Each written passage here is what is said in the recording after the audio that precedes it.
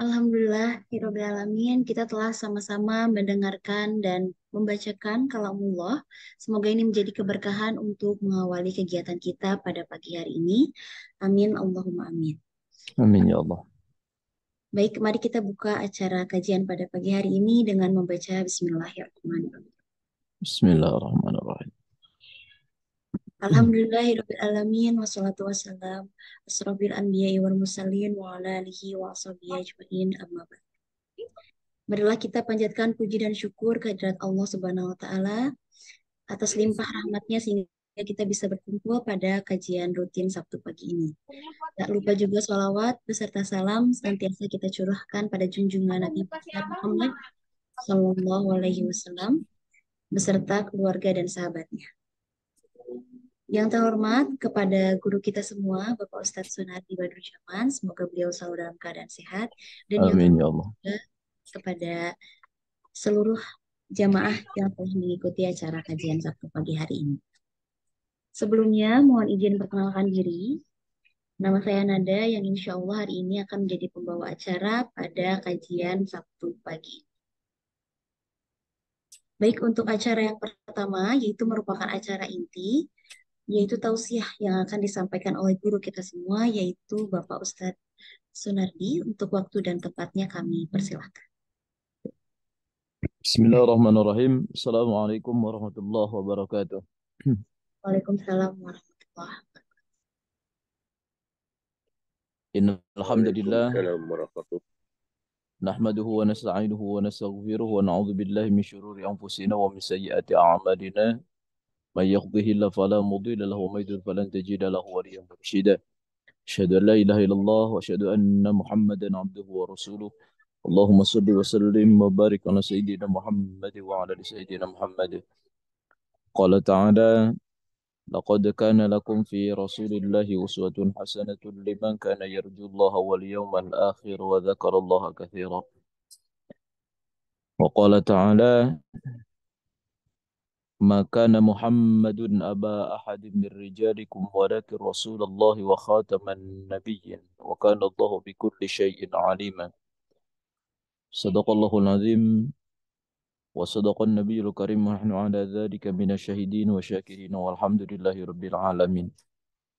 Segala puji milik Allah yang telah mengutus dan yang telah memberikan kepada kita cahaya yang terus bersinar di tengah-tengah kita. Cahaya itu adalah cahaya Quran dan cahaya baginda Rasulullah Sallallahu Alaihi Wasallam. Dan alhamdulillah kita termasuk hamba-hamba Allah, umat Rasulullah Sallallahu Alaihi Wasallam yang insya Allah kita mendapatkan bagian daripada cahaya, daripada nur baginda Rasulullah Sallallahu Alaihi Wasallam. Salat beriringan salam semoga tercurah limpahkan kepada baginda alam yang habibana wa nabiyyana Muhammad sallallahu alaihi wasallam. Ibu dan bapak yang saya hormati, eh, guru kita Ustaz Nur Jamil alhamdulillah udah bisa gabung pada pagi hari ini. Seluruh jamaah majelis mabruk ya yang dirahmati oleh Allah Subhanahu wa taala. Bulan ini adalah salah satu bulan yang sejarah begitu amat luar biasa, karena bulan ini adalah dulu ada makhluk Allah yang paling mulia. Beliau ini diberikan gelar khairu khalqih, bukan dibandingkan dengan manusia ya. Beliau ini bukan dibandingkan dengan manusia sebaik-baiknya manusia, bukan, tapi khairu khalqihi. Rasul itu gelarnya apabila dibandingkan dengan makhluk-makhluk Allah yang lain, hatta sehingga malaikat pun yang memiliki kemuliaan tetap maka mulia baginda Rasulullah SAW. Itulah kedudukan Rasul. Jadi Rasul itu bukan makhluk biasa. Sekali lagi beliau ini dibandingkan dengan makhluk Allah yang bernama malaikat, tetap Rasulullah SAW adalah makhluk yang termulia. Jadi makanya berbahagia kita ketika di tengah-tengah kita pernah lahir sosok Nabi yang begitu luar biasa. Di sebagian masyarakat mengekspresikan kelahiran Rasulullah SAW itu dengan memperingati Maulid Nabi. Maulid Nabi itu isinya adalah pengajian pada dasarnya. Namun ada sebagian masyarakat yang mana mungkin mereka mengatakan itu adalah perbuatan yang terlarang atau bid'ah. Tapi kalau bagi saya untuk mengekspresikan kecintaan ibu dan bapak, saya ini pernah diundang sebuah acara di salah satu hotel di Cihamplas. Itu hotelnya cukup megah. Ternyata ketika saya datang, kirain acara apa, ternyata acaranya itu acara ulang tahun anaknya. Bayangin aja hotel, Pak, segitu megahnya, ternyata ulang tahun anaknya. Saya di situ hanya memberikan sedikit pesan, kemudian saya di situ berdoa. Kemudian begitu saya tergeleng-geleng melihat kemegahan acara itu. Dan itu hanya memperingati bayangan kelahiran anaknya, Pak. Kita tahu anak kita ini terlahir wallahu alam. Apakah ke depannya itu anak kita akan membahagiakan kita? Otomatis Pak, yang namanya anak itu akan menjadi problem bagi kita. Problem itu artinya apa? Punten, ketika kita punya anak, pasti anak itu harus dinafkahi oleh kita. Pasti anak itu harus dididik oleh kita. Tapi kebayang Pak, ketika kelahiran Rasulullah SAW, lahirnya Rasul itu adalah menuntaskan semua masalah itu. Gelapnya dunia bisa terang hingga sekarang. Kezaliman bisa hilang. Itu gara-gara kelahiran Rasulullah SAW. Makanya pantas kalau sebagian orang, mereka punten merasa bahagia, merasa bangga setiap setahun sekali. Mereka mengekspresikan di tengah-tengah acara kelahiran Rasulullah, membaca sifat-sifat Rasul. Mulai dari kelahiran Rasulullah sampai dengan dewasanya Rasulullah SAW. Karena sebagai ekspresi daripada kecintaan mereka. Ekspresi daripada mereka merasa bahagia karena telah lahir ke dunia sosok manusia yang termulia. Kalau bagi saya itu hal yang wajar. Karena tidak ada kelahiran yang perlu disambut dengan kemeriahan seperti itu kecuali adalah kelahiran baginda Rasulullah Shallallahu Alaihi Wasallam. Nah, makanya inilah kita sebagai umat Islam, kita ini Pak tidak meminta kepada Allah namun diberi oleh Allah. Nabi Ibrahim alaihissalam pernah mengajukan kepada Allah Subhanahu wa taala, kata Nabi Ibrahim, setelah beliau tahu bahwasannya Allah nanti akan mengutus seorang nabi dan nabi itu adalah nabi yang terakhir, yang nabi yang paling termulia. Maka Nabi Ibrahim mengatakan, "Ya Allah, izinkan aku menjadi umatnya." Karena terlalu banyak fadilah yang Allah berikan kepadanya.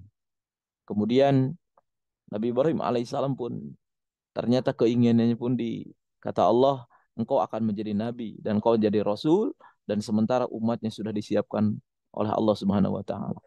Maka kata Allah tidak pernah dan Allah tidak pernah mengecewakan ketika hambanya meminta. Maka kata Allah, Ibrahim, engkau adalah orang yang akan menjadi manusia paling banyak disebut setelah nabinya oleh umatnya. Makanya Nabi Ibrahim alaihissalam itu salah satu nabi. Kalau kita bersolat kepada Nabi Muhammad, itu digendengkan kepada Nabi Ibrahim. Allahumma sholli ala Muhammad wa ala kama shallaita ala Ibrahim. Itu karena beliau pernah meminta. Yang kedua, Nabi yang pernah meminta untuk menjadi umatnya itu Nabi Musa alaihissalam. Nabi Musa pun pernah mengadukan kepada Allah, ya Allah, izinkan aku menjadi umat, menjadi nabi di akhir zaman. Atau aku menjadi umatnya, sebagai umat yang terakhir, menjadikan umat sebagai baginda Rasulullah SAW. Namun ternyata keinginannya pun ditolak oleh Allah Subhanahu wa taala. Namun Allah gantikan pada saat itu keinginan Nabi Musa alaihi salam dan Nabi Musa alaihi salam dengan cara apa? Ternyata kata Allah, engkau akan dijadikan orang yang paling banyak disebut namamu dalam kitab mereka. Ternyata ibu dan bapak, nabi yang paling banyak disebut dalam kitab suci Al-Quran itu adalah Nabi Musa. Nabi Muhammad itu cuma 4 kata. Nabi Muhammad itu cuma 4 kata, 5 dengan kalimat Ahmad. Nama Muhammad itu cuma ada 4. Salah dalam surah Ali Imran, wa ma Muhammadun illa Rasul. Kemudian ada juga dalam surah apa? Al-Ahzab, maka nama Muhammadun aba ahadim mir rijalikum. Kemudian ada dalam surah Al-Fath, ya, Muhammadur Rasulullah. Kemudian ada dalam surah Muhammad. Jadi kalimat Muhammad cuma 4. Tapi dalam Quran nama yang paling banyak itu adalah nama pun dan Nabi Musa alaihi salam. Wa itu qala Musa wa qala Musa dan lain sebagainya. Jadi sekali lagi nabi yang paling banyak itu adalah Nabi Musa alaihi salam. Kemudian ada nabi yang terakhir. Beliau pun meminta kepada Allah Subhanahu wa taala yaitu Nabi Isa alaihi salam. Nabi Isa ketika mendengar keagungan dan keagungan Nabi Muhammad dan keagungan umatnya, beliau pun pernah meminta kepada Allah, ya Allah, izinkan aku menjadi umatnya. Maka keinginan Nabi Isa pun ditolak oleh Allah dan digantikan. Digantikannya apa? Nabi Isa alaihissalam itu salah satu nabi yang hidup di zaman Nabi Muhammad SAW. Maka dalam hadis yang sahih insya Allah Nabi Isa alaihissalam di akhir zaman beliau akan punten diturunkan oleh Allah Subhanahu wa taala sebagai penyelamat ketika di akhir-akhir zaman ketika Dajjal pada saat itu akan turun. Jadi semua keinginan para nabi itu pun dikabulkan, cuma digantikan. Nah ini dari keinginan kita tahu, kadang-kadang doa kita bukan ditolak oleh Allah, tapi digantikan dengan hal yang jauh lebih maslahat untuk keinginan kita. Jadi jangan kalau kita punten doa kita belum diijabah, jangan suudzon kepada Allah, tapi kita senantiasa berhusnudzon. Ketika doa kita belum diijabah, berarti Allah sedang menggantikan doa-doa kita. Nah ini selanjutnya Ibu dan Bapak. Saya kalau harus menjabarkan tentang contoh dan apa akhlak Rasulullah SAW, tentu akhlak Rasulullah SAW itu terlalu luas. Kalau ibu dan bapak baca dari ayat 1 ya, surah Al-Fatihah sampai dengan ayat terakhir surah An-Nas itu sifat Rasul. Maka Aisyah mengatakan ketika beliau disingkatkan, wahai Aisyah, Aisyah itu putih, bayangkan Aisyah itu adalah istri Rasulullah SAW yang beliau sangat tahu dengan karakter Rasulullah SAW. Bagaimana akhlak Rasulullah SAW? Maka Aisyah mengatakan khuluquhu khuluqul Quran. Akhlak beliau itu adalah Quran. Jadi kalau kita baca Al-Quran, maka itulah akhlak baginda Rasulullah SAW. Ini kehebatan baginda Rasulullah SAW. Namun pada pagi hari ini izinkan saya akan berbicara tentang sedikit akhlak Rasulullah SAW. Hanya sedikit daripada akhlak baginda Rasulullah SAW. Ibu dan Bapak, dan Nabi Muhammad SAW itu tadi disebutkan dalam Quran adalah namanya Muhammad. Muhammad itu, punten Muhammad itu artinya orang yang sangat terpuji, sangat terpuji. Segot mubalaghah daripada Mahmud. Punten Mahmud itu ibu kalau di punten dalam bahasa Arab itu Mahmud itu artinya orang yang dan Mahmud itu artinya orang yang dipuji karena akhlaknya. Jadi kalau di kita ada nama orang Mahmud, artinya adalah orang yang dipuji karena akhlaknya. Mungkin kita punya tetangga, tetangganya baik, kemudian suka nolong, suka memberi. Nah itu yang disebut dengan Mahmud, Pak. Jadi awas ya, bapak-bapak, punten lain singkatan Mahmud ya, Mahmuda. Jadi Mahmud itu, Pak Mahmud itu artinya orang yang dipuji karena apanya? Karena akhlaknya.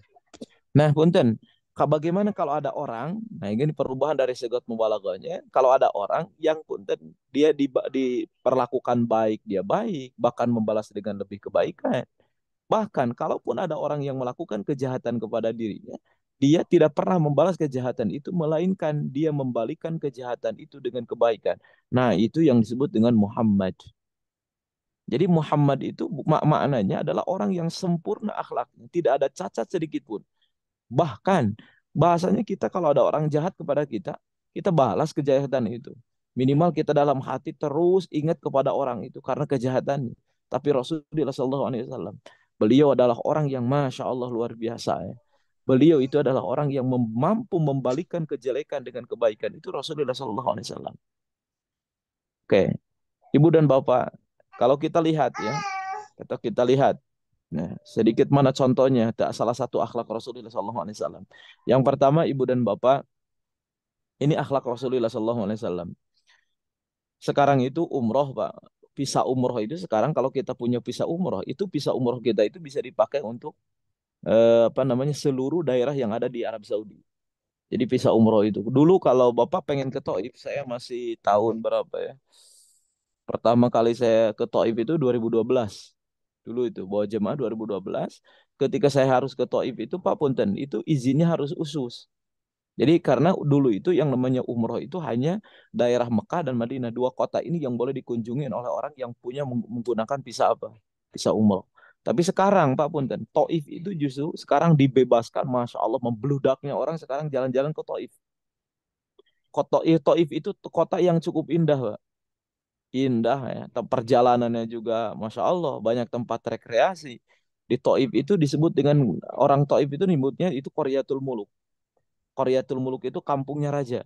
Kenapa Pak? Hampir semua kerajaan bahasa kita keluarga istana itu orang-orang yang punya bahasanya orang-orang gegeden semua orang kaya itu punya villa di Taif.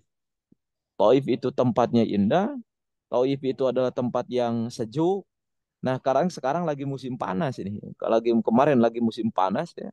Di bulan Agustus. kemudian September kemarin itu lagi musim panas, maka punten orang-orang yang mereka punya villa itu rata-rata mereka bertempat tinggal di Taif. Untuk apa? Karena mencari suasana yang dingin. Mungkin kemarin ada jemaah yang sudah ke Taif atau yang belum, mudah-mudahan di suatu saat kita bisa datang ke Taif ya. Ibu dan Bapak, Taif ini punten salah satu kota yang begitu menawan, begitu indah. Kenapa saya mengatakan begitu indah? Dengan kesuburannya yang sangat luar biasa. Di sana tumbuh bermacam-macam buah-buahan, di sana tumbuh bermacam sayur-sayuran. Itu kota Taif. Dingin, Pak, seperti di Lembang 14 derajat kalau lagi musim dingin, ya. Kalau sekarang ya cukup seperti di Indonesia lagi musim panas, di sana mah ya sedang-sedang aja. Itu kota Taif. Kalau kita berbicara tentang Taif, Taif itu, Pak, dulu ini mencerminkan sebuah tempat yang mana dulu mereka pernah melakukan kurang ajar kepada Rasulullah SAW. Bukan hanya dengan verbal, bukan hanya dengan kata-kata. Mereka menghina Rasulullah SAW. Habis menghina, mereka tidak puas. Ambil batu mereka untuk melempari Rasulullah SAW. Mereka pun tidak puas dengan batu. Mereka ambil kotoran, dilemparkan ke muka Rasulullah SAW. Yang namanya orang dilempar kotoran itu ya tandanya udah tidak respect banget.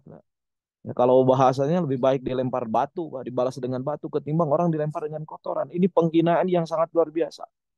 Bukan hanya itu, Pak. Kalau kita datang ke Taif, ada satu tempat yang kita bersejarah. Taif itu, di Taif ada masjid yang cukup besar, namanya Ibnu Abbas. Salah satu masjid yang di dalamnya ada makam Ibnu Abbas. Pak Punten, Ibnu Abbas itu sahabat Rasulullah SAW, anak paman Rasul yang tinggal dari kecil sudah dengan Rasulullah. Beliau itu setelah meninggalnya Rasulullah, beliau hijrah ke Taif dan meninggal di Taif, dibangunkan masjid yang sekarang begitu luar biasa. Itu namanya Masjid Ibnu Abbas. Kemudian ada masjid apa lagi? Ada Masjid Adas, Pak. Ada masjid apa lagi? Ada Masjid Kuk. Ini masjid-masjid kecil antara Masjid Adas dengan Masjid Kuk itu tidak jauh. Apa Masjid Kuk itu? Masjid Kuk itu di situ bukti bahwasannya ada satu tempat di mana ada batu, Pak, dan batu itu punten berbentuk berlubang dan itu bekas sikutnya Rasulullah ketika beliau beristirahat karena dikejar-kejar oleh orang Taif. Kemudian di Masjid Adas itu siapa? Masjid Adas itu ketika Rasul istirahat di situ masih dikejar, Pak. Dan diselamatkan oleh seorang pemuda pada saat itu, asli orang Taif. Nama pemuda itu adalah Adas, dan inilah pemuda yang pertama kali Nggak masuk ada Islam urut dari orang Taif. Ustadz Nardi. Eh. Nah ini sekali lagi punten ya, apa namanya, eh, Masjid Adas. Bapak punten kalau kita mau, Bapak ya, kalau ke Masjid Adas, cuman sekarang punten sudah tidak boleh kita turun di situ. Kalau dulu saya masih boleh izin di soal apa namanya turun dari bis kemudian ke Masjid Adas atau ke Masjid Kuk. Sekarang udah nggak bisa karena itu pelebaran jalan sekarang. Ya, Masjid Adas, Pak. Kalau di belakang Masjid Adas itu ada pegunungan dan di ujung gunung itu ada batu, Pak. Ada batu gede, itu ternyata batu itulah bukti bahwasannya dulu orang Taif itu pernah mendorong-dorong batu itu dari ujung gunung, Pak. Didorong-dorong oleh mereka. Kenapa? Karena Rasul pada saat itu jalan kaki di bawahnya. Dengan tujuan batu itu supaya menggelinding, supaya kena kepada Rasulullah, dan Rasul mati pada saat itu di tempat itu. Namun sebagai bukti bahwasannya orang Taif itu kurang ajar, itu batu ditahan oleh Allah Subhanahu wa taala di ujung. Tidak bisa didorong lagi. Bayangkan Pak, bagaimana Pak, tingkah laku mereka kepada Rasulullah SAW. Namun apa yang terjadi? Ketika pada saat itu Rasulullah SAW dalam keadaan seperti itu, Pak, didatangi oleh malaikat Jibril. Kemudian kata Jibril, ya Muhammad mudiyadaka ila sama. Wahai Muhammad, bentangkan tanganmu ke langit. Mohon dan minta kepada Allah Subhanahu Wa Taala. Seandainya Allah meminta kepadamu, seandainya engkau minta bahwasannya, seandainya engkau minta kepada Allah Subhanahu Wa Taala untuk meratakan orang Taif, kampung Taif ini karena bentuknya adalah pegunungan, maka Allah Subhanahu wa taala akan diizinkan. Dua bukit yang ada di tempat itu akan ditimpakan kepada mereka. Ini punten Pak, tawaran malaikat Jibril kepada siapa? Kepada Rasulullah SAW. Namun apa yang terjadi? Ketika Rasulullah SAW dapat tawaran itu, maka Rasul mengatakan, la Jibril, jangan Jibril. Kemudian beliau membentangkan tangannya, betul Pak. Orang zalim itu, punten orang zalim itu, punten doanya diijabah oleh Allah. Tapi kalau jangan pakai doa kita untuk mendoakan orang yang zalim kepada kita, terlalu kecil Pak, dan sayang ya. Rasulullah SAW doanya pada saat itu justru doa beliau digunakan untuk mendoakan orang Taif. Ya, beliau mengatakan Allahumma hdi qaumi fa innahum la ya'lam. Ya Allah, berikan petunjuk kepada mereka karena mereka belum tahu siapakah aku. Beliau mengatakan, ya Allah, kalau hari ini mereka mencaci, menghina, melempar, izinkan anak-anak mereka adalah orang-orang yang beriman. Turunan mereka beriman kepadamu. Bayangkan Pak, itu doa Rasulullah SAW. Dan ternyata diijabah oleh Allah Subhanahu Wa Taala doa Rasulullah SAW pada saat itu ibu punten bukan hanya anak mereka, bukan hanya anak cucu mereka yang beriman, bahkan mereka pun bersyahadat kepada Rasulullah SAW setelah terjadi peperangan. Jadi pernah terjadi peperangan Hunain, kemudian ternyata orang Taif itu pun datang kepada Rasulullah SAW dan mereka beriman. Bayangkan Pak, ini ada doa baginda Rasulullah SAW. Maka kita datang ke Taif hari ini untuk mengenang sebuah tempat di mana tempat itu adalah tempat yang pernah diamankan oleh Allah meskipun warganya, meskipun pada saat itu keluar mereka adalah orang-orang yang pernah kurang ajar kepada nabinya. Dan Pak, ini Taif. Kita datang tidak pernah Pak. Kita datang ke Taif ini tempat yang subur, ini tempat yang hebat. Padahal dulu mereka kurang ajar kepada Nabi kita, tiada lain dan tiada bukan. Ini karena akhlak baginda Rasulullah Shallallahu Alaihi Wasallam. Bapak punten, bandingkan dengan sebuah tempat. Bapak dari Madinah, Pak. Ini saya ngasih clue-clue tempat yang indah ya, buat kalau kita dikunjungin kalau lagi umroh. Ibu dan Bapak, dari Madinah itu ada sebuah tempat indah banget. Tempat itu berbatu dan ada rumah-rumah terbikin dari batu. Namanya Madain Soleh, Pak. Silakan Bapak boleh searching nanti ya. Madain Soleh. Madain Soleh itu Ibu dan Bapak, punten, itu jaraknya 450 kilo, hampir sama dengan dari Madinah ke Mekah. Dari Madinah ke Madain Soleh itu 450 kiloan. Apa itu Madain Soleh? Ibu, Madain Soleh itu tempat yang dilaknat oleh Allah. Itu tempat kaum Nabi Soleh. Dan itu sehingga sekarang ada satu kawasan di Madain Soleh itu ada satu kawasan Pak Pun dan masih berbentuk. Nah, di situ kalau kita lewat ke tempat itu harus lari. Jadi dulu pernah Rasul lewat, kemudian Rasul lari, Pak. Para sahabat ngikutin. Ya para sahabat begitu, kalau Rasul lari ya lari. Mereka setelah Rasul lari, kemudian sahabat pun lari. Setelah lari sampai kepada satu titik, Rasul jalan lagi. Kemudian mereka bertanya, ya Rasulullah, kenapa engkau tadi lari? Apa jawaban kata Rasulullah SAW? Inilah tempat yang dilaknat hingga yaumil kiamah. Kata Rasul, ini tempat yang dilaknat ila yaumil kiamah. Bayangkan tempat itu dilaknat dari zaman Nabi Soleh alaihi salam. Kemudian hingga sekarang itu tempat menjadi di tempat yang dilaknat. Itu gara-gara kurang ajarnya mereka kepada Nabi Soleh alaihi salam. Itu bandingkan Pak dengan Taif tadi. Makanya tapi orang Indonesia malah mau datang ke Madain Soleh ya. Itu lain lompat Pak, gerah di Pararoto didinya. Emang orang Indonesia mah kebal Pak, malaikat gara-gara talukeun memperlakukan orang Indonesia. Kita di apa Rasul mah lompat karena sian diadab karena adab Allah itu laknat Allah masih turun ke tempat itu. Pas bawa jemaah orang Indonesia mah datang kadinya teh lain lompat Pak. Gara di Pararoto, gara ala rantang Allah ya kali. Ini hebatnya orang mana ya. Jadi sekali lagi Pak, ini luar biasanya apa namanya baginda Rasulullah SAW. Beda Pak perlakuan Rasulullah kepada orang Taif dengan para nabi-nabi terdahulu. Di Yordania Pak, kalau Bapak diizinkan umroh plus dengan negeri Jazirah Yordan atau ke negeri Syam. Negeri Syam itu ada Palestina ya. Kemudian ada Suriah, negara-negara itu. Di situ banyak, Pak. Satu tempat yang mana tempat itu dilaknat oleh Allah Subhanahu wa taala gara-gara mereka melakukan kejahatan kepada para nabinya. Tapi Rasulullah SAW beliau adalah orang yang ketika dihina pun tetap mampu membukakan pintu maaf kepada umatnya. Bahkan tetap beliau mendoakan umatnya dengan kebaikan. Sekarang datang ke Taif, punten Taif itu 100% agamanya Muslim, Pak. Ini hebatnya Rasulullah Shallallahu Alaihi Wasallam. Yang kedua, Pak, ada komentar para sahabat ya, komentar para sahabat. Ini baiknya Rasulullah Shallallahu Alaihi Wasallam. Saya ngomongin sedikit aja. Yang tadi Pak, kalau kita pengen mencontoh Rasulullah, satu dari sifat maafnya ya. Jadi lamun pas saya yang tetangga teh, kalau tetangga melempar kita pun memaafkan. Dan ini mah tetangga maedo kurang baledog deui. Tetangga galak, orang lebih galak. Nah, itu mah duka umat saha itu mah, Pak, ya.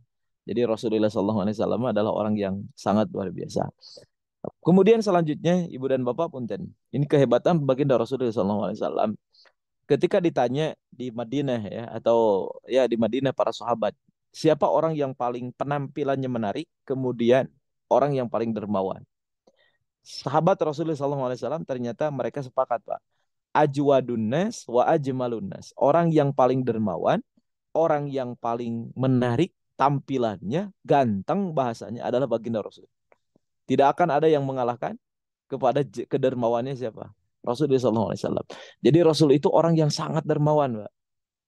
Sampai-sampai Pak Punten, Ibu dan Bapak, dermawannya Rasulullah SAW, kita lihat cek. Ustadz, bukannya Utsman bin Affan itu adalah orang yang dermawan? Betul, Pak. Betul. Utsman bin Affan itu adalah orang dermawan. Tapi kalau dibandingkan dengan Rasul, ya tidak akan sampai ke dermawannya siapa? Rasulullah. Ustadz, bukannya Abu Bakar As-Siddiq itu orang baik? Betul. Umar bin Khattab itu tukang sedekah. Abdurrahman bin Auf itu orang kaya saudagar yang tiap hari dia bersedekah. Betul. Tapi dibandingkan dengan Rasulullah pun tidak akan pernah sampai bagaimana barahannya atau bahasa kita apanya, dermawannya Rasulullah Shallallahu Alaihi Wasallam. Kenapa, Pak? Bunten, dermawannya orang kaya ataupun para sahabat seperti kita, Pak. Ada kadang-kadang baik itu kepada orang yang kenal, baik itu kepada orang yang dekat, baik itu kepada orang yang dan lain sebagainya. Tapi punten, Pak, dermawannya Rasulullah Shallallahu Alaihi Wasallam kepada orang yang jahat pun kepada Rasulullah itu dermawan Rasul. Jadi hebatnya Rasulullah SAW tidak pernah membedakan si A ini siapa, golongan dari mana. Itu dermawannya siapa? Baginda Rasulullah SAW. Saya ambil contoh, Pak. Bagaimana kehebatan dermawannya siapa? Utsman bin Affan.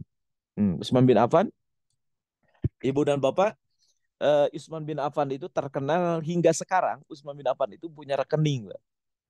Punya rekening. Dan rekening tertua itu Baginda rekening tertua itu adalah miliknya siapa? Utsman bin Affan.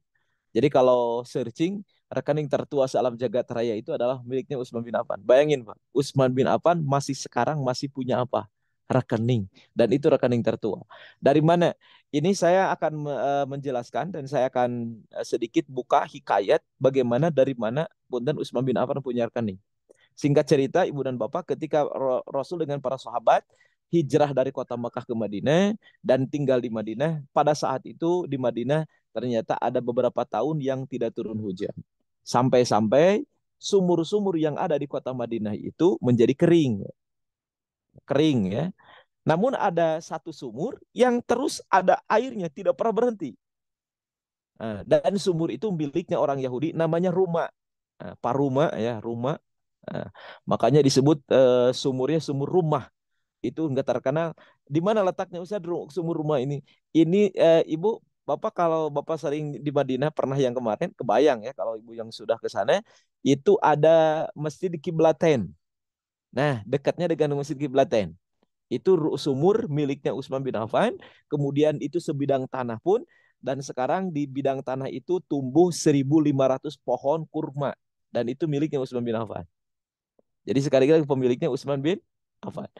Nah, singkat cerita Ibu dan Bapak, dan sumur rumah ini, jadi rumah itu adalah orang Yahudi, di mana pada saat itu dia memiliki sumur yang masih ada airnya. Nah, ketika sumur-sumur yang lain di kota Madinah sudah kering, orang pada saat itu ngambil air itu dari sumur punya dia, orang Yahudi tadi. Tapi dia memanfaatkan kondisi, artinya apa? Orang yang ngambil air dari suburnya itu harus ditarif, Pak. Umpama satu satu apa? Satu wadah itu dia menarik 5.000, 5.000. Tentu Pak jadi berat. Nah, ini orang Yahudi, dia otaknya bisnis, Pak. Dia itu orang pelit, terkenal pelitnya rumah itu pada saat itu. Nah, Ibu dan Bapak, dan ketika mendengar itu, sampailah kabar kepada Rasulullah, di mana ada seseorang, kalau ada orang yang ngambil air dari sumurnya, dari sumur punya miliknya rumah, itu harus membayar. Maka Rasul mengatakan, ini Rasul ada dalam kitab Muslim, Mbak. Ya, dalam kitab Muslim, dalam kitab Sahih Muslim, itu disampaikan bahwasannya Rasul itu pernah berkata di masjid. Kata Rasulullah SAW, siapa yang membebaskan sumur rumah untuk kepentingan umat Islam atau untuk kepentingan umum, maka orang ini akan mendapatkan surga. Para sahabat itu Pak, tentu yang namanya sahabat itu kalau dengar surga udah mereka itu kejarannya surga. Beda jeng kita ya. Hari kita mau disebutkan surga teh asante we. Ini para sahabat mah Masya Allah luar biasa Pak. Sahabat Rasulullah SAW pada saat itu termasuk Utsman bin Affan. Mendengar hadis Rasulullah SAW pada saat itu, Utsman bin Affan ke malamnya langsung datang ke rumahnya siapa? Rumah orang Yahudi tadi. Kemudian dia datang, makanya di sini Pak lihat ahli negosiasinya siapa? Utsman bin Affan. Dia pembisnis ulung. Makanya kalau ada buku yang berkata, yang dituliskan bagaimana cara kayanya atau bisnisnya Utsman bin Affan. Ternyata Utsman bin Affan itu Pak, kalau ngomong dengan orang pelit, nah ini satu ya, prinsip ekonomi kalau ngomong dengan orang pelit, lamun rek nawar jeung orang pelit, ulah loba nawar, tapi duit heula. Utsman bin Affan pada saat itu datang ke rumah-rumah, langsung membuka uang, dan yang dibuka itu 12.000 dirham. Kira-kira zaman sekarang berapa tuh? Karena Utsman bin Affan tahu rumah ini tidak akan pernah menjual apanya suburnya. Tapi melihat duit nuloba gitu kan beda lagi pemikirannya. Bu gede pisan ya duitnya. Ternyata Utsman bin Affan pun ahli, dia pasti tidak akan menjual. Tapi kata Utsman bin Affan, saya datang ke tempat ini akan membeli setengah sumur punya kamu. Jadi Utsman bin Affan tidak membeli seluruhnya, tapi berapa? Setengahnya. Rumah itu berpikir, kata dia, setengah itu kayak gimana, Usman? Jadi setengah punya saya, setengah punya kamu. Artinya dia punya bahasa ayeuna masih punya aset 50%. Nah. Jadi kalau mun ayeuna masih punya saham. Nah. Ya. Nah, ini munculnya saham itu sudah ada dalam Utsman bin Affan. Jadi setengah saham punya saya, punya kamu setengahnya. Gimana caranya membaginya? Oke, kata Utsman, kalau Senin itu hari Senin itu sumur itu milik saya. Selasa punya Anda, Rabu punya saya, Kamis punya Anda, Jumat punya siapa? Saya. Gantian hari aja. Oh, nih orang sudah terjebak dengan apa?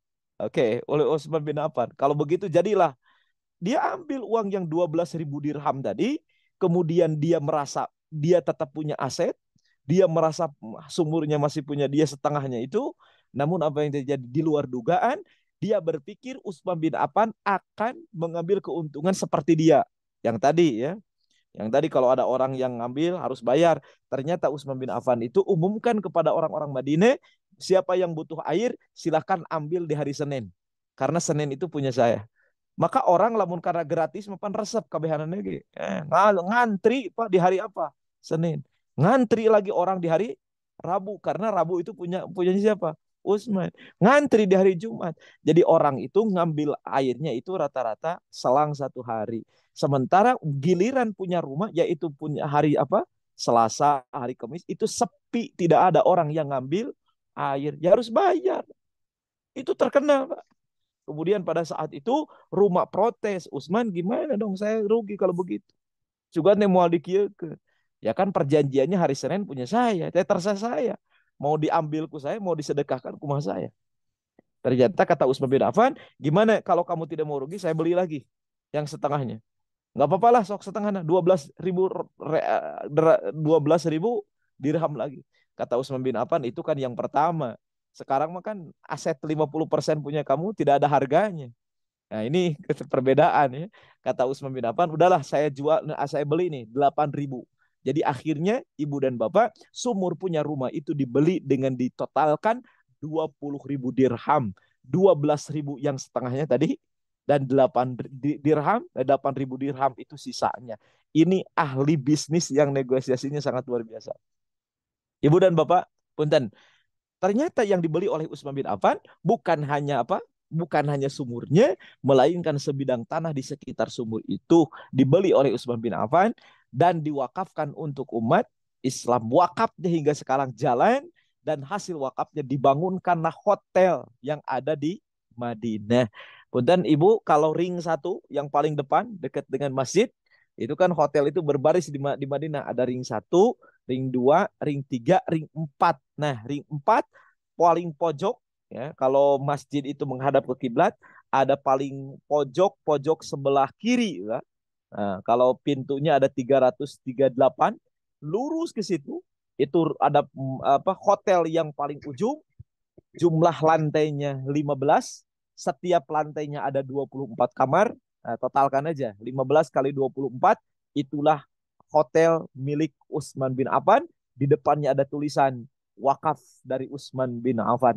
Bayangkan Pak, rekeningnya masih penuh, orangnya sudah tidak ada. Berbeda jeung urang ya. Jalmina hari rup keneh rekeningna loba nu geus teu aktif ya. Ini siapa?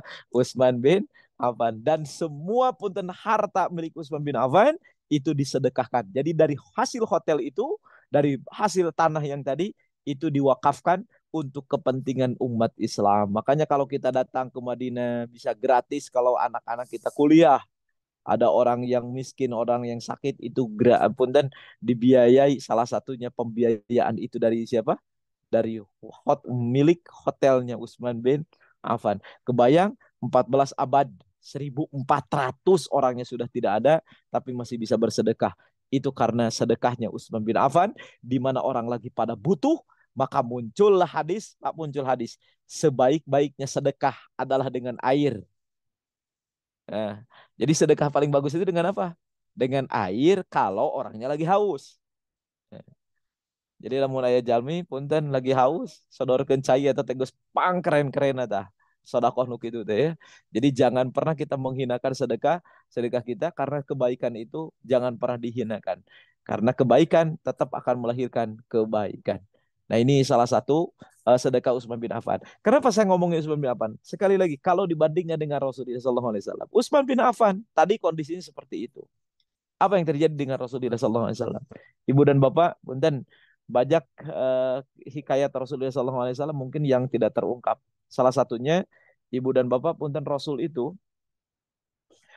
ketika sudah meninggal, ya, beberapa hari setelah meninggal, 1 pekan setelah meninggal, ada kerinduan yang mendalam dalam jiwa, punten, dalam jiwa Abu Bakar As-Siddiq. Abu Bakar As-Siddiq itu sebayangan sahabat Rasulullah yang paling dekat dengan beliau.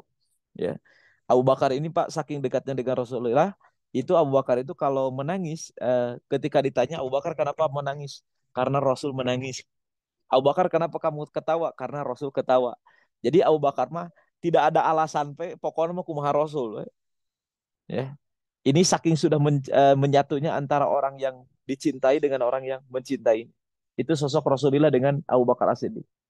Singkat cerita Ibu dan Bapak, punten, Abu Bakar As-Siddiq pada saat itu setelah Rasul meninggal, 1 pekan setelah meninggal Rasul, beliau datang ke rumah Aisyah. Aisyah itu kan putrinya.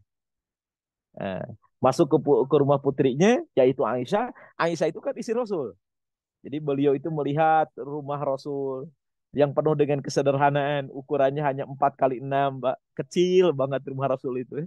Kebayang 4 kali 6, itu rumah Rasulullah SAW. Kemudian Rasul pada Abu Bakar As-Siddiq bertanya kepada siapa?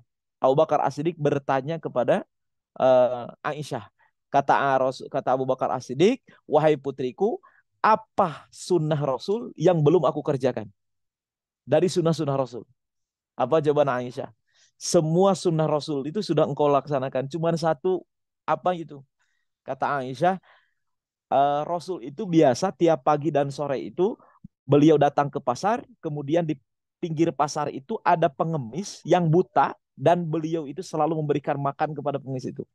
Bukan hanya yang ngasih makannya, Pak, tapi nyuapin orang itu. Kalau kita ngasih makan sampai nyuapin, pernah nggak kira-kira? Kayaknya belum pernah ya. Ini bayangkan Rasulullah SAW itu sampai segitunya kepada siapa?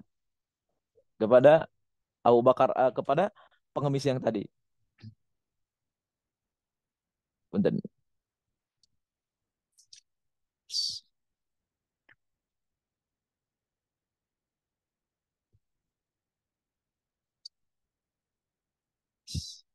Ya.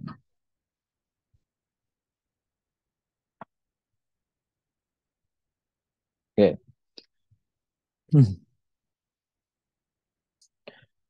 Kita lanjut lagi ceritanya. Ibu dan Bapak, kemudian Abu Bakar As-Siddiq pengen melaksanakan sunnah yang dilakukan Rasulullah. Beliau pun pada saat itu masak, bikin makanan, kemudian beliau bawakan untuk memberikan makan kepada pengemis sebagaimana Aisyah mengatakan. Namun apa yang terjadi, Pak? Abu Bakar As-Siddiq baru duduk di depan pengemis itu, ternyata pengemis itu mencaci maki nama Muhammad. Kata pengemis ini, hati-hati kamu dengan Muhammad. Dia itu tukang sihir. Dia itu kalau ngomong, omongannya selalu diikuti oleh orang. Sekarang itu di Madinah menjadi kacau gara-gara Muhammad. Dia adalah orang jahat dan sebagainya. Ternyata kebayang Pak, Abu Bakar As-Siddiq baru duduk hanya beberapa menit itu udah panas telinganya. Ya. Karena yang dibicarakan itu adalah Rasulullah, kekasihnya. Kebayang dan beliau pun menangis. Kenapa? Karena teringat dengan akhlak Rasulullah. Kebayang Rasul itu ternyata memberikan makan dan orang yang diberikan makan itu setiap hari mencaci maki dirinya. Siapa yang sanggup Pak? Kalau kena anak saya Pak, punten ke Abdi, punten jalma gitu ya. Ku Abdi keur dihuapan, ternyata orang ini mencaci maki nama saya. Jika senoknya diganti ku senok temok tuh Pak. Ya. Makanan diganti ku adukan Pak. Tapi Rasulullah SAW mendengarkan orang ini menghina dirinya. Dan bertahannya pada saat itu. Abu Bakar tetap bertahan pada saat itu. Kemudian Abu Bakar membuka makanannya. Dan orang ini mengatakan hati-hati dengan Muhammad, hati-hati terus Pak. Setiap kali ada orang yang ngasih kepadanya duduk di depannya. Memberikan dan memberikan uang ke darinya.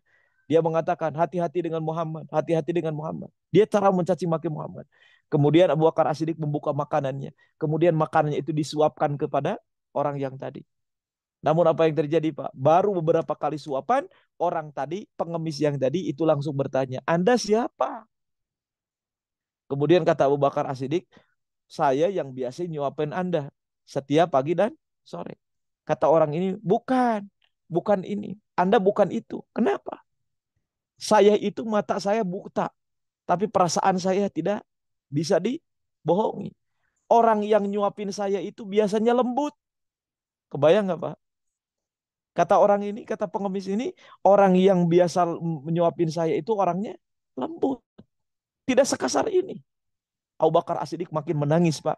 Bayangkan kelembutan Rasulullah SAW. Hatta sehingga kepada orang yang mencaci makinya pun tetap Rasulullah SAW berbuat baik. Maka pada saat itu Abu Bakar As-Siddiq beres menyuapi beberapa suapan. Kemudian Abu Bakar As-Siddiq mengatakan kepada orang yang pengemis buta ini, betul, saya itu bukan orang yang biasa nyuapin Anda. Orang yang nyuapin Anda itu sekarang sudah tidak ada. Dan saya adalah saudaranya. Kemudian pengemis ini berkata, wahai Tuan, sebenarnya saya penasaran orang yang nyuapin saya tiap hari yang memberikan makan kepada saya tiap hari itu siapa? Saya tanya namanya tidak pernah menjawab. Kemudian Abu Bakar As-Siddiq, orang yang nyuapin dan memberikan makan kepada Anda adalah orang yang selalu dicaci maki oleh Anda. Masya Allah. Pengemis ini baru Pak, dia sadar terhenti dari ngomongnya, dari mencaci maki Rasulullah, kemudian pada saat itu dia sudah tidak bisa berkata-kata lagi. Benarkah orang yang ngasih makan kepada saya itu Muhammad? Yang setiap hari namanya selalu saya caci maki. Kata Abu Bakar As-Siddiq, betul orang itu adalah Muhammad dan orang itu beberapa hari sudah ditinggal, sudah meninggalkan dunia ini. Maka apa yang terjadi Ibu dan Bapak? Kisah singkat cerita, ternyata orang ini berkata kepada Abu Bakar As-Siddiq, izinkan saya masuk ke dalam ajaran agamanya. Begitu mulia orang ini. Setiap hari namanya dicaci maki, namun setiap hari orang ini pun memberikan sedekah dan makanan kepada saya dengan lembut, dengan penuh pengertian dan dengan penuh khidmat kepada saya. Nah ini Pak, ini akhlak baginda Rasulullah Shallallahu Alaihi Wasallam. Sekali lagi, kita kalau sedekah biasanya kita pilihan orang yang kenal, orang yang baik, orang yang jahat, mau baik. Tapi ternyata Rasulullah SAW akhlaknya. Sehingga para sahabat mengatakan ketika berbicara dengan Rasulullah SAW, man ajwadun nas, wa man ajmalun nas. Siapakah di antara kalian yang paling menarik? Siapakah di antara kalian yang paling dermawan? Maka ternyata menuju kepada satu nama. Nama itu adalah baginda Rasulullah Sallallahu Alaihi Wasallam. Ibu dan Bapak, ini salah satu sekilas tentang kisah Rasulullah. Ini adalah salah satu saya mengatakan tidak banyak Pak yang saya ceritakan. Ini hanya bagian daripada akhlak Rasulullah SAW. Kebayang bagi kita betapa mulianya. Sehingga Pak Punten lihat Islam hingga tempat ini datang ke tempat kita. Itu adalah baginda Rasulullah yang menyampaikan. Karena Punten beliau itu penuh dengan pemaaf. Ibu dan Bapak, datangnya Rasulullah SAW ke kota Mekah ketika terjadi Futuh Mekah tahun ke-8, ya umat Rasulullah umat Islam datang ke kota Mekah yang dulu umat pun dan orang kafir Quraisy itu mereka memerangi, membunuh. Itu beberapa puluh peperangan, Pak. mulai dari perang Badar, mulai dari perang Uhud. Perang Uhud itu sampai meninggalnya paman Rasulullah. Ada lagi perang Ahzab atau perang Khandaq dan lain sebagainya. Itu peperangan-peperangan yang sangat luar biasa. Namun ketika terjadi Futuh Mekah, Rasul datang ke kota Mekah. Orang kafir Quraisy sudah tidak bisa melawan mereka, umat Islam. Maka apa yang terjadi? Ketika pada saat itu sahabat-sahabat Rasulullah mengikat tangan-tangan orang kafir Quraisy, dibariskan di depan Ka'bah. Kemudian ada teriakan dari sebagian sahabat, "Hadza yaumul jaza." Ya Rasulullah, hari ini adalah hari pembalasan kita. Mereka mengusir kita, mereka memerangi kita bertahun-tahun, 8 tahun kita diusir. 8 tahun kita diperangin sama mereka. Hari ini adalah hari pembalasan. Kita bunuh mereka di depan Ka'bah. Namun apa yang terjadi? Suara Rasulullah lebih menggelegar pada saat itu. Kata Rasulullah SAW, "Hadza yaumul marhamah." Hari ini bukan hari pembalasan. Hari ini adalah hari kasih sayang. Bebaskan mereka, lepaskan ikatan-ikatan mereka. Kemudian kata Rasulullah, dan beliau mengatakan, silahkan kalian tinggal di kota Mekah. Tidak akan ada yang mengganggu kalian. Silahkan kalian tinggal di tempat kelahiran kalian. Kalian tidak akan pernah terusir. Kami datang ke tempat ini bukan dengan permusuhan, melainkan dengan perdamaian. Makanya lihat Pak, apa yang terjadi ketika Futuh Mekah pada saat itu. Orang kafir Quraisy, mereka berbondong-bondong masuk ke dalam ajaran agama Islam. Karena mereka malu, karena Rasulullah mampu memaafkan permusuhan yang sudah bertahun-tahun. 13 tahun Rasul pun di Mekah diusir, ditambah 8 tahun, Pak. Itulah panjangnya apa namanya? Permusuhan antara umat Islam dengan orang kafir Quraisy pada saat itu.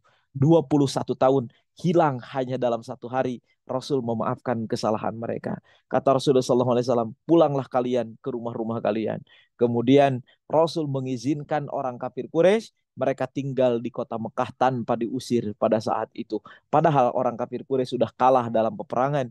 Makanya lihat dalam Quran, wa ra'aitan nasa yadkhuluna fi dinillahi afwaja. Kalian menyaksikan, kalian melihat orang-orang Quraisy pada saat itu, orang Mekah berbondong-bondong masuk ke dalam ajaran agama Islam tanpa adanya pembunuhan, tanpa adanya tumpah darah, melainkan karena kesadaran mereka sendiri. Bahkan Pak, di tengah-tengah yang syahadat itu, ada kita mengenal, ada sosok seorang perempuan yang sangat benci dengan Islam. Perempuan itu bernama Hindun, Pak, bernama Hindun. Dialah perempuan yang pernah makan jantungnya Sayyidina Hamzah. Nah, Sayyidina Hamzah meninggal ketika di Bukit Uhud. Dia dimakan jantungnya pada saat itu. Dia nyewa seorang pembunuh bayaran namanya Wahsy untuk membunuh Sayyidina Hamzah. Setelah berhasil, jantungnya dimakan. Hindun pun syahadat, Pak. Kebayang? Setelah ditanya, Hindun bahasa ayeuna meureun, nah pakai kerudung.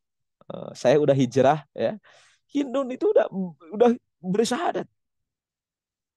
Dan ada orang yang berkata, Hindun, bukankah kamu dulu pernah berkoar-koar? Hindun itu pernah berkata, seandainya kalian menyaksikan semua unta di Jazirah Arab bersyahadat kepada Muhammad, maka kalian akan menemukan satu perempuan yang tidak akan pernah bersyahadat kepada Muhammad.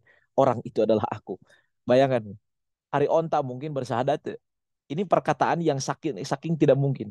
Kata Hindun, seandainya kalian melihat unta-unta itu bersyahadat kepada Muhammad, maka kamu akan melihat orang yang tak pernah bersyahadat itu adalah aku. Ini janjinya siapa? Tapi dia bersyahadat. Ketika ditanya, Hindun, kamu sudah masuk Islam? Kata Hindun, saya tidak masuk Islam, tapi Islam yang masuk ke dalam jiwa saya. Kata dia, katanya begitu luar biasa. Saya tidak masuk Islam, tapi Islam yang masuk ke dalam hati saya. Karena kenapa? Begitu menarik dan begitu indah ajaran Islam yang disodorkan oleh Rasulullah Shallallahu Alaihi Wasallam. Makanya ibu dan bapak, mari kita belajar dari Rasulullah Shallallahu Alaihi Wasallam. Pertontonkan Islam di depan teman-teman kita. Tontonkan Islam itu di depan keluarga kita. Tontonkan Islam itu di depan punten orang-orang yang belum masuk Islam. Sehingga Islam itu menjadi indah, dibalut dengan keindahan akhlak Islam. Sebagaimana yang dicontohkan oleh Rasulullah Sallallahu Alaihi Wasallam. Seorang petarung MMA ya, Habib Nurmagomedov ya, kita kenal. Dia yang petarung tidak pernah terkalahkan. Dan dia pernah berkata, ini kata-katanya saya kutip. Dia pernah berkata, orang Kristen itu tidak pernah baca kitab Al-Quran. Orang Nasrani tidak pernah baca kitab kita Al-Quran. Semua orang non-Muslim tidak pernah membaca Al-Quran. Yang mereka lihat adalah akhlakmu ketika engkau berdiri, ketika engkau minum, ketika engkau makan, ketika engkau bersahabat, ketika engkau berada dalam lingkungan mereka. Maka tontonkanlah Islam dalam akhlak kalian. Maka Islam itu akan terlihat dengan indah. Karena kalau mereka harus mengkaji Quran, tak mungkin. Tapi mereka akan melihat akhlakmu. Maka Islam akan menarik itu ketika dalam menjadi sebuah perbuatan. Jadilah akhlak-akhlak yang jujur sebagaimana Rasulullah Shallallahu Alaihi Wasallam. Jangan sampai pernah menipu karena bayangkan ke umat Islam, oh kok jadi koruptor, kok jadi penipu, kok jadi begini. Nauzubillahimin dalik. Yang punten, yang ruginya adalah kita dan Islam pun menjadi tercoreng dari bagian karena salah satunya kita sebagai umat Islam mencoreng dengan akhlak yang tidak mulia. Mungkin itu yang bisa sampaikan pada kesempatan hari ini. Mudah-mudahan menjadi ilmu yang bermanfaat dalam kehidupan kita sehari-hari. Dan sekali lagi kita mampu mencontoh akhlak yang pernah dicontohkan oleh baginda Rasulullah Sallallahu Alaihi Wasallam.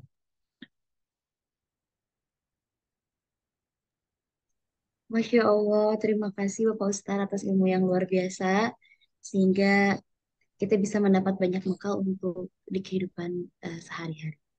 Baik, Ya. untuk itu saya mau menyapa dulu, kepada Bapak Haji Adi Supriyadi telah bergabung bersama kita. Assalamualaikum Bapak Haji. Hmm. Ada Pak Haji? Ada, ada baru bergabung. Saya Pak Haji. Jadi mana Pak Haji ya? Suaranya Pak Haji belum Di buka Garut. suara. Oh di Garut. Tamang bangsa. Oh Pak Haji. Alhamdulillah. Bangga. Baik, untuk selanjutnya yaitu sesi tanya jawab.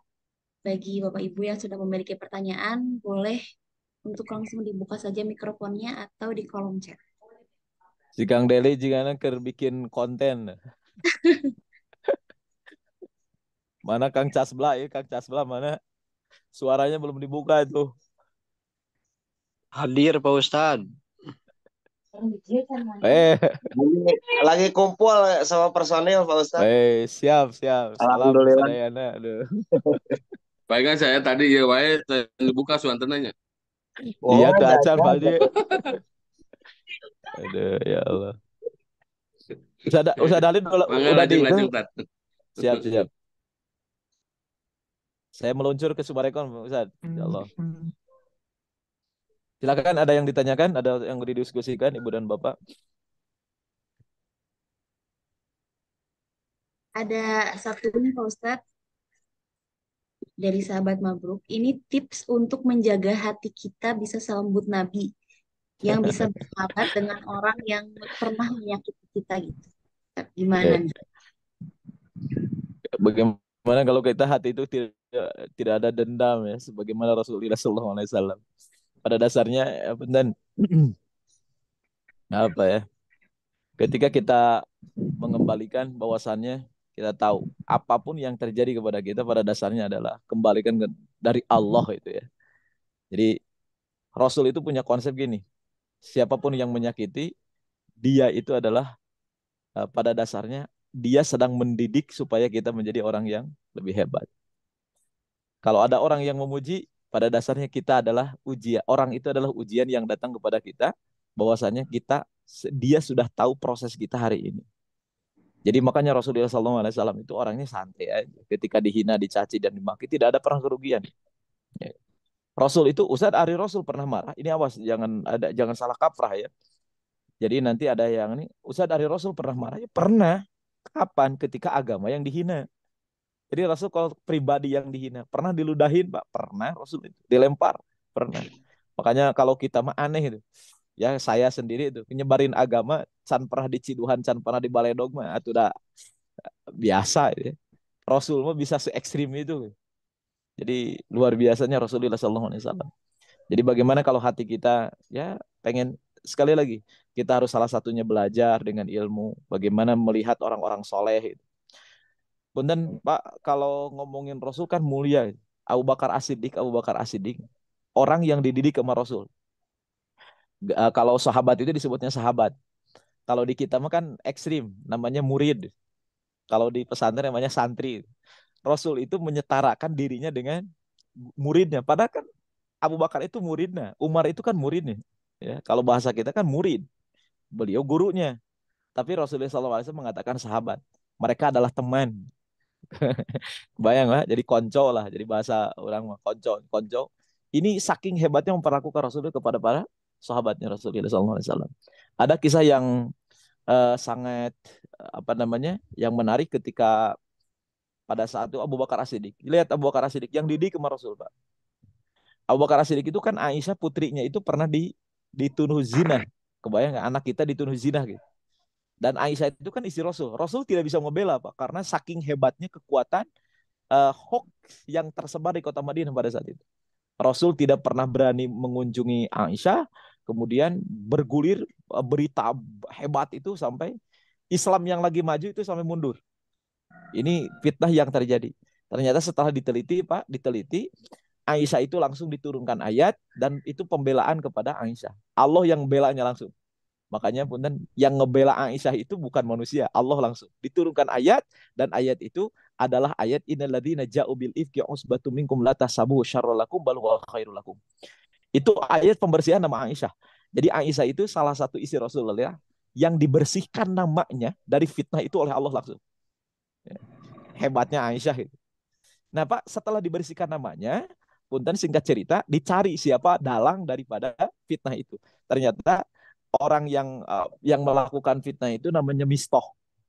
Mistoh itu satu keluarga itu dibiayai oleh Abu Bakar As-Siddiq. Kebayangkan Abu Bakar kan orang kaya. Sing kira-kira lah anak orang gitu, anak boga anak difitnah ku pembantu gitu, Pak. Kira-kira kumaha ya? Itu Mistoh itu begitu yang terjadi. Maka Abu Bakar As-Siddiq sebagai manusia biasa beliau marah pada saat itu. Kemudian dia berkata, wahai Mistoh, mulai bulan depan saya akan berhenti nafkah untukmu dan keluarga saya berhentikan. Bahasanya gajinya nggak seureun lah. Namun apa yang terjadi, Pak? Abu Bakar As-Siddiq baru beberapa langkah apa namanya keluar dari rumah Mistoh, Allah menurunkan ayat kepada Rasulullah, wala ya'tali ulul fadli minkum wassa'ah. Ayat itu dibahasakan tidak layak bagi orang kaya berjanji tidak akan bersedekah untuk kaum kerabatnya karena sebuah kesalahan. Wal ya'fu wal yasfahu. Ketika dia memaafkan itu jauh lebih baik kata Allah. Maka ketika Abu Bakar dengar ayat itu, beliau balik lagi ke rumah Mistoh. Wahai Mistoh, bulan depan gaji kamu akan saya lipat gandakan. Jadi ternyata ibu dan bapak punten untuk memiliki hati yang bersih seperti Rasulullah SAW, satu perlu latihan. Dua ya, karena orang-orang dendam itu pada dasarnya tidak tahu takdir, Pak. Ya, kita ini punten dalam Islam itu ada iman yang terakhir itu khairihi wa syarrihi minallah. Baik dan jelek itu dari siapa? Dari Allah ya. Jadi kalau ada orang yang baik datang kepada kita itu pun ada karunia Allah. Ada orang yang kurang baik dalam kehidupan kita itu pun adalah takdir Allah untuk mendidik kita supaya kita jauh lebih baik. Ya mungkin itu yang ini. Hatur nuhun, mudah-mudahan menjadi ilmu yang bermanfaat sadaya. Alhamdulillah, terima kasih kepada Bapak Ustadz atas jawabannya. Dan kita telah berada di penghujung acara, yaitu akan ada doa bersama yang tentunya juga akan dipimpin oleh guru kita semua, yaitu Bapak Ustadz Sunardi. Untuk waktu dan tempatnya kami persilahkan. Oke, kita berdoa kepada Allah. Mudah-mudahan keluarga kita yang sedang sakit diberikan kesehatan. Yang sedang berusaha, usahanya makin berkah, makin lancar sadayana. Ya, yang bikin konten mudah-mudahan Twitter dengan ini mudah-mudahan makin banyak, makin berkah sadayana lah. Oke, jadi sekaligus apapun nafkah kita, rezeki kita yang kita dapatkan, dia tentu dengan cara yang halal, mudah-mudahan makin diberkahi oleh Allah Subhanahu wa taala. Bismillahirrahmanirrahim. Alhamdulillahirabbil alamin hamdan syakirin hamdan na'imin hamdan yuafi ni'amahu wa mazidah. Rabbana lakal hamdu wa lakal syukur kama yanbaghi li jalali wajhikal karim wa 'azimi sultanik. Allahumma shalli wa sallim wa barik ala sayyidina Muhammad wa ala ali sayyidina Muhammad. Allahumma lakal hamdu wa ilaikal mushtaka wa antal musta'an wa la hawla wa la quwwata illa billahil aliyyil 'azim. Allahumma inna nas'aluka bi anna nashhadu annaka antallah la ilaha illa antal hayyus samad alladzi lam yalid wa lam yulad wa lam yakul lahu kufuwan ahad. Engkaulah zat yang maha sempurna ya Allah. Engkau zat yang maha kaya, Engkau zat yang maha pelindung. Berikan perlindungan kepada kami ya Rabb. Berikan kekayaan kepada kami ya Rabb. Berikan kepada kami ya Rabb. Berikan kepada kami kebaikan dan kebaikan dari sisimu ya Rabb. Ya Rabb ya Tuhan kami, ampuni dosa yang pernah kami perbuat ya Rabb. Ya Rabb ya Tuhan kami, Allahumma in kana rizquna fis samai fanzir wa in kana fil ardi fakhrij wa in kana mu'asiran faisir wa in kana fatahir. Ya Rabb ya Tuhan kami, curahkan kepada kami rezekimu ya Rabb. Seandainya rezeki kami masih di langit, turunkan. Seandainya rezeki kami masih di bumi, bukakan. Seandainya rezeki kami masih jauh, dekatkan. Seandainya rezeki kami masih sulit, permudah ya Rabb. Seandainya rezeki kami masih terhendat, berikan kelancaran. Seandainya rezeki kami ya Rabb, seandainya rezeki kami masih sedikit, perbanyak. Seandainya rezeki kami masih ada yang haram, halalkan ya Rabb. Berikan kehalalan dalam rezeki kami. Seandainya rezeki kami sudah banyak, berikan keberkahan dalam rezeki kami ya Rabb. Birahmatika ya arhamar rahimin, birahmatika ya arhamar rahimin, birahmatika ya arhamar rahimin. Allahumma salli ala sayyidina Muhammadin salatan tuballighuna bihajji baitikal haram wa ziyarati qabri nabika alaihi afdhalus salat fi lutfin wa afiyatin wa bulughil maram. Ya Rabbi ya Tuhan kami, sampaikan salam kami kepada baginda Rasulullah SAW. Salam, salawat yang bisa menyampaikan kami ke Baitullah ya Rabbi. Kumpulkan kami dengan keluarga kami. Kumpulkan kami dengan orang-orang yang kami cintai. Ingin kami melaksanakan sujud dan ruku di Masjid Haram. Kami ingin sujud dan ruku di Masjid Nabawi ya Rabbi. Kami ingin berziarah kepada makam Rasulullah SAW. Kami ingin mengatakan kalimat Assalamualaikum ya Rasulullah di depan makam Rasulullah SAW. Kami ingin berdoa di Raudhah ya Rabb. Kami ingin berdoa di Raudhah ya Rabb. Kami ingin berdoa di Multazam. Kami ingin mengecup Hajar Aswad. Berikan kemampuan kepada kami ya Rabb. Rezeki yang melimpah kepada kami. Yang mana dengan rezeki itu kami makin taat, makin menunduk, makin taat kepadamu ya Rabb. Birahmatika ya arhamar rahimin. Rabbana atina fid dunya hasanah wa fil akhirati hasanah wa qina adzabannar. Da'wahum fiha subhanakallahumma wa tahiyyatuhum fiha salam wa akhiru da'wana alhamdulillahi rabbil alamin. Al-Fatihah. أعوذ بالله من الشيطان إياك نعبد وإياك صراط المستقيم صراط الذين أنعمت عليهم غير المغضوب عليهم ولا الضالين. Oke, turun. Mudah-mudahan doa-doa kita diijabah dan qabul subhanahu wa ta'ala. Izin pamit. Insyaallah Pak Yogi ketemu di Sumarekon. Akhirul kalam. Assalamualaikum warahmatullahi wabarakatuh. Waalaikumsalam. Wabarakatuh. Non, Ustaz. Sami-sami. Non. Enak. Jalan ke Manila Pak Ustaz. Amin. Abdi langsung live punten duluan. Pak Yun sadayana. Mangga Mas, hati-hati di jalan. Assalamualaikum. Waalaikumsalam. Aduh. Akhiri acara pada hari ini, saya mewakili rekan-rekan yang bertugas menyampaikan mohon maaf apabila ada salah dan kata. Akhir kata, terima kasih. Assalamualaikum warahmatullahi wabarakatuh.